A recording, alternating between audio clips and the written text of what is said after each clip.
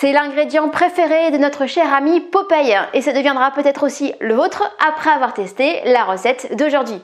Partons donc sans plus attendre à la découverte du Spanakorizo, un plat sain, nourrissant, savoureux et qui réconciliera les épinards avec toute la famille.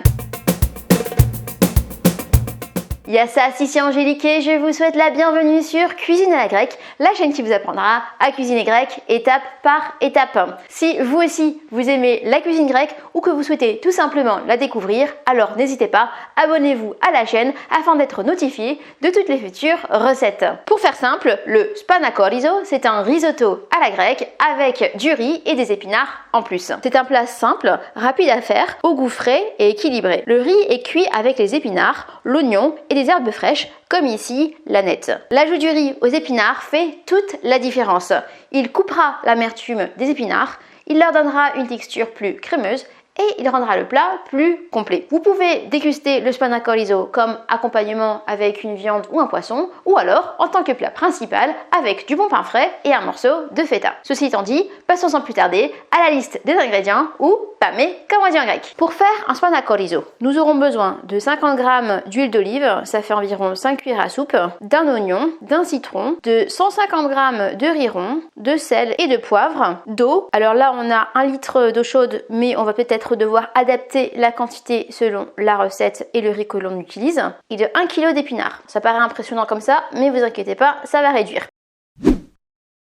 Je vous souhaite la bienvenue dans ma cuisine dans laquelle nous sommes prêts à démarrer la première étape qui va consister à préparer nos épinards. On va commencer par bien les rincer à l'eau froide afin d'éliminer tous les résidus possibles de terre. Après avoir laissé égoutter les épinards pendant quelques temps dans la passoire, je vais contrôler chacune des feuilles et je vais équeuter les longues tiges. Par exemple, vous voyez que sur cette feuille-là, la tige est relativement grande, donc je vais la couper pour que ce soit plus agréable à manger.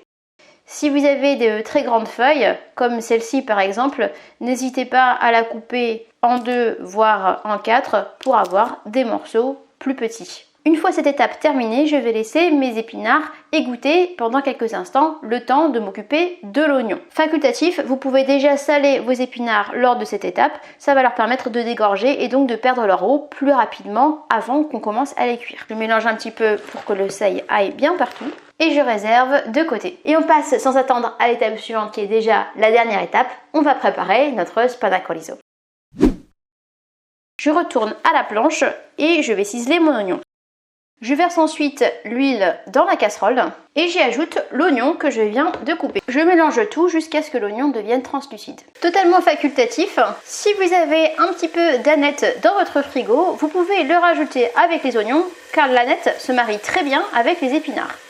Il se trouve que j'en avais un petit peu quand j'ai fait mon fond de frigo, donc je viens de le rajouter. Les oignons commencent à être translucides. Si vous faites la recette à la maison, vous allez vous rendre compte également qu'à ce moment, ça commence à sentir très bon. C'est un bon signe. Fiez-vous à votre odorat, il est temps de passer à l'étape suivante. Je récupère les épinards que j'avais laissés sur le côté et je vais les rajouter petit à petit à la casserole. Vous pouvez d'ailleurs remarquer au passage qu'ils ont continué à perdre de leur eau. Et c'est parti, je rajoute les épinards, poignée par poignée. Là, je vais mettre 2 poignées par exemple et on va mélanger le temps qu'ils perdent un peu de leur volume. Ça sent l'oignon caramélisé, ça sent l'aneth, ça sent l'huile d'olive, que des bonnes choses. Poignée suivante, hop là, on remélange.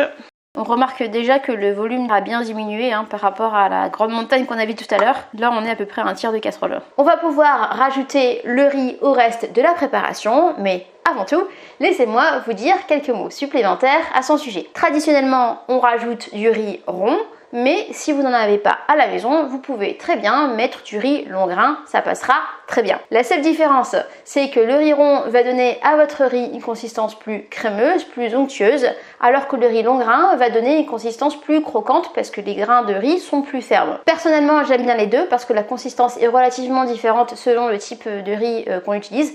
Des fois, j'aime bien aussi, selon une humeur ou selon le plat que je fais à côté, utiliser un riz long grain pour avoir une consistance un peu plus croquante et donc un peu plus de peps, si je puis dire. Assez parlé, on va pouvoir rajouter le riz. Et c'est parti. Et on mélange. On va mélanger pour homogénéiser le riz aux épinards. Pour l'instant, on dirait qu'il n'y a pas vraiment beaucoup de riz, mais comme le riz va ensuite doubler de volume, vous allez voir qu'après, ça va changer. En ce qui concerne l'eau maintenant, vous vous souvenez tout à l'heure qu'on a dit que le spanakolizo, c'était un genre de risotto à la grecque. Et c'est parce qu'en fait, on va rajouter l'eau au fur et à mesure que le riz l'absorbe, exactement comme un risotto. Ça implique qu'il faut toujours avoir le nez au-dessus de la casserole et mélanger de façon régulière afin de s'assurer que le plat ne manque pas d'eau.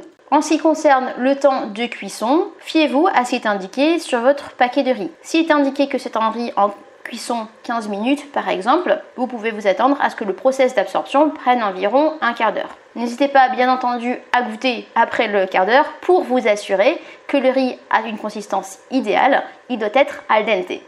On rajoute un peu d'eau.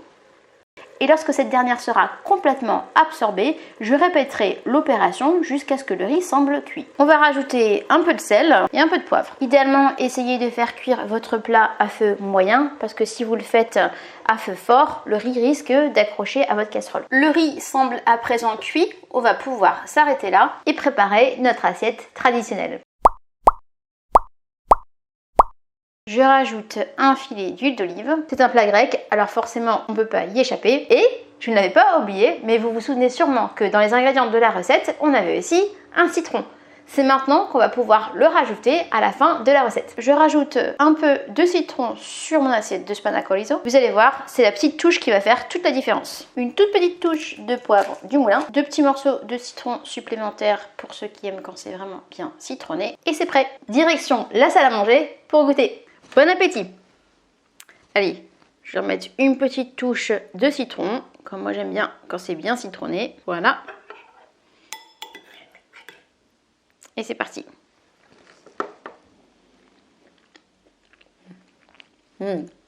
Au niveau du goût, on sent bien le caractère des épinards, mais après c'est contrebalancé par la douceur du riz.